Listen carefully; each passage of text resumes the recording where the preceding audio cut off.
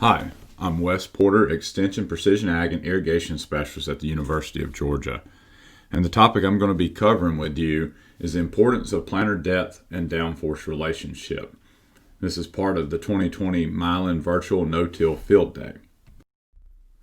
So as we start talking about planter operations, planter depth, planter downforce, and all that, before we jump too deep into data, we need to have a good understanding of basic planter components, what's happening, what's going on, what we need to think about there. So I've just highlighted a few here that are some of the critical components to think about and look at. First is a downforce system. That's at the right of the planter row unit or the front of the row unit. You can see right there in the right of the slide, there's three main types of planter downforce systems. The picture you see here is a mechanical spring downforce system. Actually, in the larger picture with the row unit there just to the right of precision planting, if you look close between the two parallel linkages, you can see the hydraulic cylinder there. That's a hydraulic downforce system. And then the third system is a pneumatic downforce system. As we move around clockwise on the page, we can see the metering system. That is just under the hopper. There's a bunch of different type of metering systems that are available on the market. This one happens to be an electric seed meter system. A mechanical drive system is driven off of the chain drives and ground wheels. And then we can also have a hydraulic metering system. In the bottom of the row unit, we see our opening disc there, just to make sure that they're doing the correct job opening that furrow, that they have an appropriate amount of touch at the beginning, that they're not worn excessively or anything. Then next we have the gauge wheel. That gauge wheel aids to help set depth. And so when we set the depth, the gauge wheel moves up to the stop, allowing the opening disc to drop below it. We'll look at that a little more in the next slide. And then at the back of the planter, we have the closing system. So just make sure you're confident and comfortable with all these systems as we move forward and then we start looking at your planter. So if we talk about depth a little more kind of in depth there, no real pun intended, but we look at it typically on a John Deere planter or some planters, we set the depth at the back of the row unit just behind the gauge wheels, but in front of the closing wheels with a T-bar handle. And so you can see the different slots there on left and right, how we've changed the stop location of that depth. And then that bottom center picture kind of gives you a good sight to see when the gauge wheels are allowed to move up, where the opening disc drop down below that, and that's where we would cut our furrow or our depth. And so what we start with when we set that depth, that's the most we can cut into the ground when we've allowing those opening discs to go down, those two white lines. But we do want to measure depth in the field. And so that's my picture in the top center. We look at it, we see that pink corn seed there, and we see how we've taken our depth gauge and kind of laid across. We want to measure from the soil surface down to the depth of that seed. And so we want to be careful as we dig those seeds and open that trench back up. They don't roll them or move them. Sometimes that'll happen. So kind of just ease that dirt away and check our field depth and make sure that our field depth is set where we want it at. You know, it may be a little bit different than that mechanical depth setting, and that's correlated to soil texture, soil type, soil moisture, maybe residue on the ground, and some other factors. So again, it's very critical we check that seed depth every time when we change major field conditions. So downforce, we've mentioned that earlier. Actually, what is it and what are we doing? So a lot of times we talk about downforce, we'll hear the term margin used.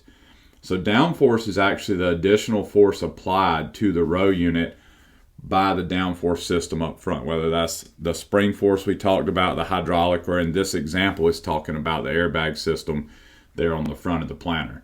So here we're estimating that the weight of the row unit is around 100 pounds. We're estimating the resistance from the soil is approximately 200 pounds. And so what that resistance from the soil is important to remember. Everywhere you have some sort of tool or some sort of implement touching the ground, the soil is going to react back against it and try to push it out of the ground. So we got to think about how much push the soil is putting back. And again, like we mentioned earlier, that's going to be tied to soil texture, soil moisture, residue on the soil, and some other factors.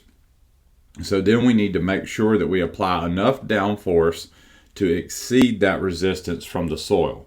So when we think of it that way, we say we've got 200 pounds resistance from the soil, we've got 100 pounds of weight on the row unit. In this case, we've opted to apply 150 pounds of downforce, and so our margin is actually 50 pounds. That means we're applying 50 more pounds than what the resistance of the soil is. So that might bring you to two questions. One, why don't we apply the amount of downforce that equals the resistance of the soil? Well, if we do that, that means in most cases we're just in equilibrium. We're not actually penetrating into the soil and cutting that seed trench down to where it needs to. So we need to actually exceed the resistance from the soil. Your next question might be, well, why don't we just apply 200 or 300 pounds of downforce to that system and make sure that we're all the time exceeding the downforce on it? So I want you to hold that question to the next slide, and we're going to revisit it right now. So when we look at our planting conditions, we start looking at where the seed is placed. Those two pictures to the top left are showing too shallow, low downforce in a dry soil condition. So you notice that we had no downforce. Again, this is cotton in this case. Had it planted or set at about a ½ inch deep, without enough downforce in that really dry soil condition, you notice our seeds are just laying on the soil surface. We only got any seed to soil contact because the press wheel or the closing wheel on the back pushed them down into the soil just a little bit. So you can imagine that these seeds probably did not germinate and emerge the way they're supposed to. Emergence was very poor there. So let's go back to the other question you asked, or you may have in the back of your mind. Why don't we just put max downforce and roll with it?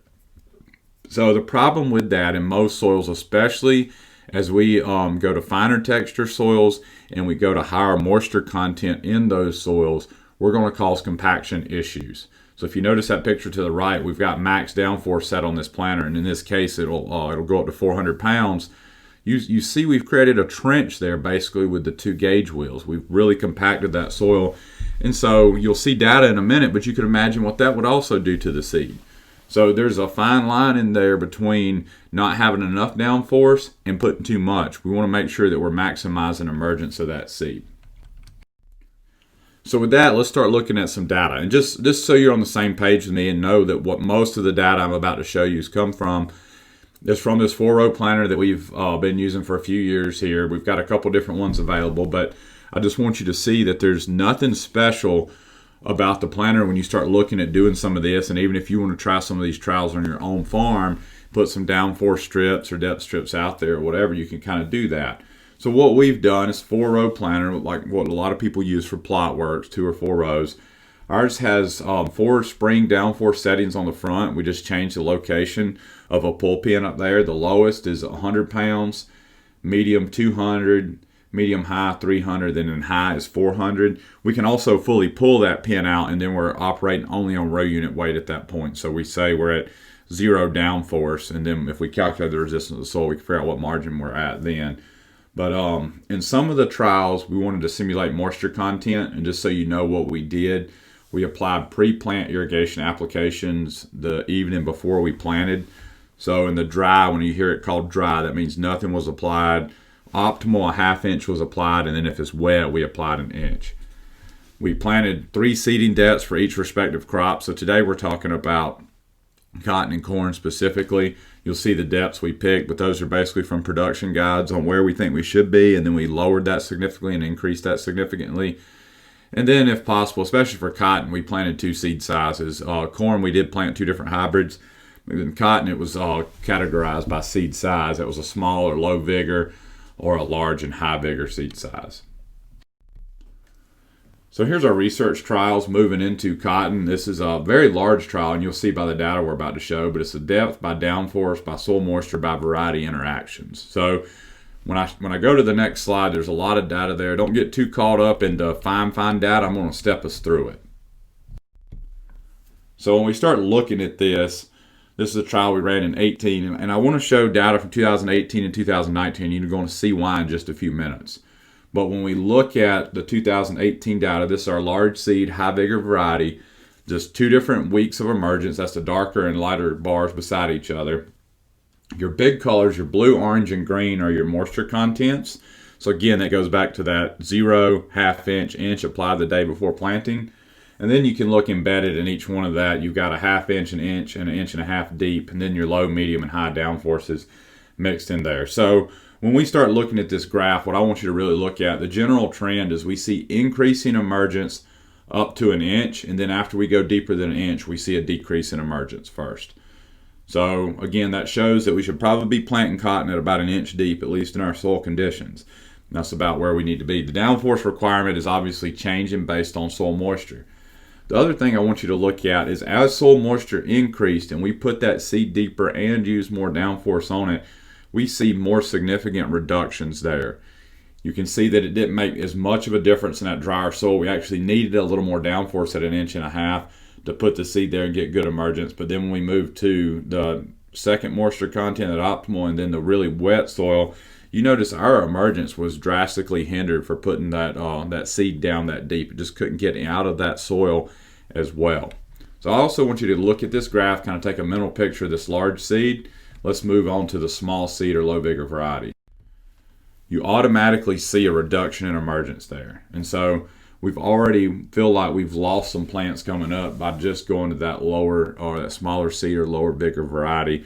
And so you need to really kind of keep that in mind when we're picking areas in the field or looking at fields and struggle to get emergence in certain areas. I will state that this variety is very good yielding variety, and it actually yielded the highest in this trial. So even though the emergence wasn't the best, it still yielded very well. But when we really had yield penalties or emergence penalties, they will translate to yield. So if we look here, we see very similar trends as what we saw in that first slide, except when we move to that third moisture, that wet soil, we see that our highest emergence was actually at 1/2 inch. So and then we see a decrease in emergence for that smaller seed as we went deeper and deeper. It just couldn't get up and didn't have the energy to get out of the soil the wetter it was, and especially the more downforce we put on it. So you see that we have below 30% emergence in some cases when you look at this. So let's look at 2019. So when we start looking at 19, the reason I really want to talk about the difference in 2 years in our area, and I'm sure it's very similar in most areas in the U.S., the difference between 18 and 19 was that in 19, in the southern part of Georgia, we went from middle of May until about the end of June with no appreciable rainfall, and we had temperatures at the end of May near 100 degrees, which is very unseasonal for us. So when I just showed you data before that 1/2 inch was adequate on planting cotton and doing well, it did just as well as 1 inch depending on what downforce we applied and some other stuff there. Here in this dry soil condition, so we've broken it up by soil condition here, no applied irrigation, we noticed we have very little to no emergence when we put that seed at 1/2 inch deep. So when that seed was very close to the soil surface, because it was so hot, so dry last year, we basically cooked those seeds. So we see that we did increase emergence as we went deeper in the soil profile. The large seeded variety did much better in this case than the small seeded variety. So keep that in mind. Dry soil, here's kind of where we stood. Let's look at what we call optimal, where we put that 1/2 inch of pre-plant irrigation out there. Again, we did a little better, but we're not doing great on that 1/2 inch. You see a general increase. We went to 1 inch and 1.5 inches deep with that seed. And so that's just telling me that we had cooler soil temperatures, probably had more soil moisture down there. The seed was able to survive and get up and actually grow instead of pretty much burning on the soil or near the soil surface, even with that little bit of irrigation that was applied. The other thing you would notice here, we don't see the drastic differences between the large and small seeded variety, and we had a little bit more moisture there. That small seeded variety wasn't exactly the same as that large seeded variety when it came to emergence, but it did do a decent job of trying to catch up. So wet, when we put out that inch, what did that do for us? Well, now we're up to approximately 50% emergence on our large seeded variety at 1/2 inch. Much, much better than that 10 or 15% that we saw at that dry soil. So that inch of water did help to cool the soil some, make sure that we had adequate moisture there for that to get up. But you notice we still had such bad temperatures and such bad conditions. We were still at 50% emergence, that 1/2 inch. If you think back to 18, we were generally 65 to 75% emergence on average or better at that depth. The only place here that you should also notice that we see that significant difference between the two varieties was at that 1/2 inch depth. So that's telling me there's still a bad effect happening right there, that we just had some issues. Once we went to 1 inch, 1.5 inches deep, there was no difference in the two varieties in this particular year in 2019. So I just want you to kind of keep that in mind as we wrap up. So when we talk about conclusions for cotton, the wetter the field conditions, deeper the depth, generally reduced emergence. But some of the problems were overcome when we use a larger seed. So kind of keep in mind, if we just really struggle with emergence in the field, maybe sometimes we want to think about switching seed, varieties, seed sizes, or something like that. That's just always an option. So kind of keep that in the back of your mind. The next thing, and I think this is extremely critical, as we start to look at multi-years of this data, the current environmental conditions can play as large of a role as anything. So I'm sitting here telling you, you need to really look at your planter and where your planter needs to be set, but you also need to think about the conditions you're planting into and what you're doing. If your planter is set perfectly and we have a very, very bad year like we did last year, very hot year, very dry year, you see that we're not able to always overcome that. So I would not recommend anybody planting cotton at 1.5 inches deep, but last year the data showed that 1.5 inches was much better than 1/2 inch because the soil temperatures were so hot. So you just need to evaluate your individual circumstances and make decisions from that. All right, cotton does compensate. I didn't have yield data in here for time, but if we go back and look, and if you're interested in going a little deeper, you can reach out to me. In some cases, the cotton plants compensated for lack of stand emergence, but in a lot of cases they didn't. So, there is a fine line there. If we did such a poor job that we're at that line of trying to decide whether to replant or not, that's kind of where we started seeing the diminishing returns in yield. And I'm going to make this broad statement, but these data suggest there could be value in multi-variety, so that could be seed size potential, or multi-metering, maybe hill drop or singulated, or some other stuff happening, capabilities based on real-time measured field conditions to maximize emergence in cotton. So I think we have a lot of opportunities in cotton when it looks at planter control systems to really help maximize that emergence. All right, with that, let's move on to corn. Corn's a little bit simpler on the trials we did. We did depth by Downforce by hybrid. I'm only going to show you 1 year. We didn't have those extreme heats or extreme differences between the 2 years of corn as we did with cotton. So as we look, we ran this trial at Stripling Irrigation Research Park out of Camilla, Georgia. It's a loosey, loamy sand soil. Very good soil moisture conditions down there. It was under irrigated field, so you can kind of see the field conventionally tilled. So when we look at this, here's our two hybrids, two phytogen hybrids. I first look at overall emergence. I don't see a really significant difference between depth treatments or downforce treatments. So it's like, all right, well, does it matter on corn? Well, let's answer the question this way. So all that corn obviously came up, or a majority of those corn seeds we planted came up. That tells me we had good conditions to get them up in. But if we look at this graph, we had the blue bars are the first day of emergence, the orange the second day, and the gray the third day of emergence. So I look at the inch depth, I see no difference really at all there. We're right at about 95 or plus percent emergence every one of those treatments. So I planted that a little shallower. We had good soil conditions, adequate moisture.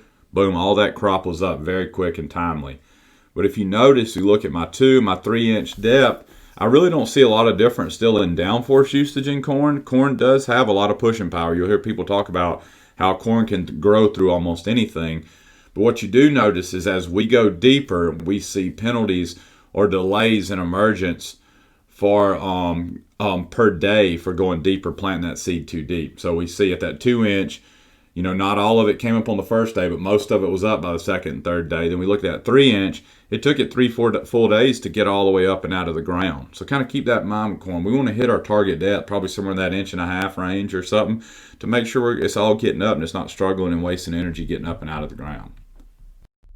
So from the yield perspective at the end, you know what? We didn't see some of the differences we thought we would see there. You can look across and see, really statistically, there's no difference there. There may be some minute numerical differences, but nothing statistically. I would attribute that to we really did plant in good soil conditions down there, had irrigation on it, adequate moisture. Even though we had 2 or 3 days of lagged or delayed emergence, that wasn't significant enough in this case to really hurt yield. So from the corn perspective in South Georgia looking at this, we didn't have the differences we thought we may see. So conclusions on corn. Depth seemed to play a larger role in corn emergence than downforce did, especially when we planted that crop deeper than 2 inches. In most cases, the plants were able to overcome being planted too deep, but we noticed it was at a sacrifice of delayed emergence. So, which leads me to the next one. Even though emergence in deeper planted seeds lagged that of shallower planted seeds, the crop overcame the delays at the end of the season. There's no significant difference in yield. So that means they still got up in a timely enough manner that we didn't actually lose yield due to that. And I'm going to make this same statement similar to with cotton. It's critical to plant corn into an ideal field condition, both with the planter but also environmentally. So, we want to make sure we have optimal soil moisture, temperature, all that. So we know when we're planting our corn, usually early season, we can have cold snaps that'll come in, it'll delay, and some other issues. So kind of keep some of that stuff in mind when you're getting ready to plant your corn so that we can kind of help balance some of this out. We don't see some major emergence issues. with that, I'm going to wrap up. I'm kind of at my time limit, but appreciate your patience and appreciate you watching the talk. If you have any more information, we do have a Facebook page at Georgia Precision Ag and Twitter. There's my email up top if you watch this and just feel like you have some questions from it. Please feel free to reach out. Again, appreciate you watching my talk and being part of the virtual no-till Milan Field Day.